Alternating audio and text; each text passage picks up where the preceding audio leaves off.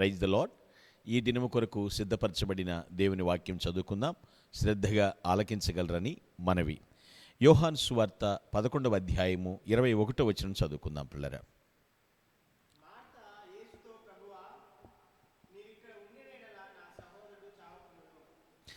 ప్రభునందు పిల్లరా, ముందుగా మీకు హృదయపూర్వక వందనములు తెలియచేస్తూ ఉన్నాను. ఇక్కడ జరిగిన సందర్భం చాలాసార్లు మనం చదువుకుని ఉంటాం. లాజరు అనే భక్తుడు చనిపోయి ఉన్నారు. ప్రభువారు ఆలస్యంగా అక్కడికి వచ్చారు. చాలామంది ఏంటంటారంటే ఆలస్యం అమృతం విషం అంటారు. కానీ నిజంగా భక్తి చేసేటువంటి వారి విషయంలో చూస్తే ఆలస్యం అమృతం విశ్వాసం అని చెప్పక తప్పదు.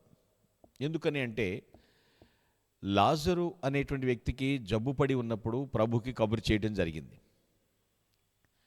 ఆయన వెంటనే రాలేదు. కబురు చేయటం వీళ్ళు తప్పేం కాదు. అయితే ఆయన జబ్బు పడి ఉన్నాడని కబురు చేశారు. కానీ వెంటనే ఆయన రాలేదు. ఇంతలో లాజరు చనిపోయాడు. జీవప్రదాత అయినటువంటి యేసు ప్రభువే లాజరు మరణాన్ని అనుమతించారని మనం అర్థం చేసుకోవాలి. అయితే ఇక్కడ వీళ్ళు అలా కాదు, నిట్టూర్పులు విడుస్తున్నారు. ఎందుకంటే ఆయన ఎందుకు రాలేదు వెంటనే అని చాలామంది ప్రశ్నిస్తూ ఉంటారు. మార్తా మరియలు విశ్వాసముతో ఉజ్జీవింపబడాలని ఆయన ఆలస్యంగా వచ్చారు. ఆయనకు అసాధ్యమైనది ఏముందండి చెప్పండి.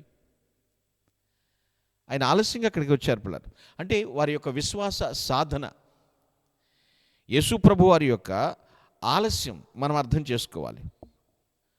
విశ్వాసమును ఉజ్జీవింప చేయాలనే వారిని. ఎందుకంటే జీవమైనటువంటి యేసయ్య ఎంత అద్భుతములు, ఎంత ఆలస్యం చేసినప్పటికీ కూడా మన నిరీక్షణ కోల్పోకూడదు. మార్తా మరియలకు విశ్వాసం లేదంటారా? ఉంది. కానీ వారి విశ్వాసం బలహీనంగా ఉంది. అయితే జబ్బుపడి ఉన్నాడని కబురు పంపించారు తప్ప యేసు ప్రభుకి ఆయన చనిపోయాడన్న సంగతి తర్వాత కబురు పంపలేదు. ఎందుకనో ఇక ఆయన చనిపోయాడు, వచ్చి ఆయన చనిపోయిన తర్వాత మాత్రం ఆయన మాత్రం ఏం చేస్తారులే అనే గ్రహించండి పిల్లరా. జబ్బుపడి ఉన్నాడు, కబురు పంపించారు, ఆయన రాలేదు, ఆలస్యం చేశాడు. కావాలని ఆలస్యం చేసినట్లుగా మనకి ఇక్కడ అర్థమవుతుంది. వచ్చారు. ప్రభు వచ్చిన తర్వాత వాళ్ళు అంటున్న మాట ఇప్పుడు మనం చదువుకున్నప్పుడు ఆలోచించండి. నీవు ఇక్కడ ఉండిన ఎడల నా సహోదరుడు బ్రతికుంటాడు, చనిపోయి ఉండేవాడు కాదు. అంతే తప్ప అక్కడ తెలుసుకోవాల్సిన విషయం ఏంటంటే, ప్రభువా నీవు ఎక్కడ ఉండినప్పటికీ కూడా నువ్వు మాట మాత్రం సెలవిస్తే చాలు అన్న విశ్వాసం వీళ్ళకి రాలేదు. ఇక్కడే ఉండాలని ఏం లేదు. ప్రభు ఆలస్యం చేసిన మాట నిజమే. ఆలస్యం చేసినంత మాత్రాన ఆలస్యము తిరస్కారం ఎట్లా అవుతుంది? డిలేస్ ఆర్ నాట్ డెనియల్స్ అంటారు. ఆలస్యాలు, దేవుని ఆలస్యాలు ఎప్పుడు కూడా తిరస్కారం కాదు. ఈలోపు మన విశ్వాసము బలపరచబడాలని, దాని కొరకే తప్ప మరొకటంటూ ఏం లేదండి.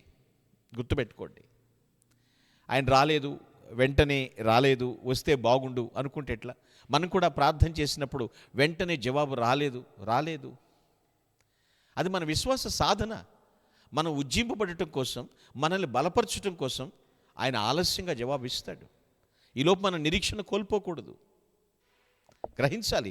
ఇక్కడ నీ ఉండిని ఎడలా అనేటువంటి మాట. అప్పుడు వస్తాడు, మార్తతో అడుగుతాడు, ఏమని, నువ్వు నమ్ముచున్నావా? నీ సహోదరుడు తిరిగి లేస్తాడని నమ్ముతున్నావా అంటే అప్పుడు మార్త ఇచ్చే జవాబు ఏమిటి తెలుసా? పునరుద్ధానమందు తిరిగి లేస్తాడని నమ్ముతున్నాను. మళ్ళీ వెంటనే ప్రభు అంటాడు, నీ తమ్ముడు తిరిగి లేస్తాడని నమ్ముతున్నావా అనేటువంటి మాట అర్థం వచ్చేటట్లుగా, నువ్వు విశ్వసిస్తున్నావా తిరిగి బ్రతుకుతాడని అంటే ఏమిటి? ఆ మాట ఎందుకు మళ్ళా పలుకుతూ ఉంటాడు? ఆమెను విశ్వాసంలో పురికొల్పబడాలని వెళ్ళాడు. లాజర్ని బ్రతికించి ఉన్నాడు.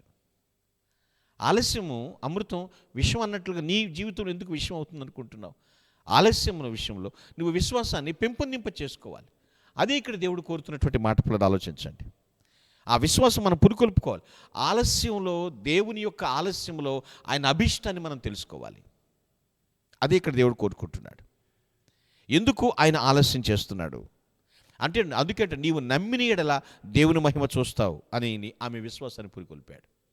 కాబట్టి పిల్లరా, ఏదో జరిగిపోతుంది, అయిపోతుంది అనేటువంటి బాధపడే కన్నా ఆయన చేసే ఆలస్యంలో ఆయన అభీష్టం ఏమిటో, ఆయన చిత్తం ఏమిటో తెలుసుకుని ఆయనకి ఇష్టపూర్వకంగా మనం జీవించుదుముగాక. Amen. Please all of close your eyes, let us prayer. దయగలిగిన తండ్రి, వందనములు, మహిమాన్వితుడానికి స్తోత్రాలు చెల్లిస్తున్నాను తండ్రి. కొన్నిసార్లు మీరు చేసే ఆలస్యాలు అవి మాకు మంచిదే. మా నిరీక్షణ వదిలిపెట్టొద్దని చెప్పారు.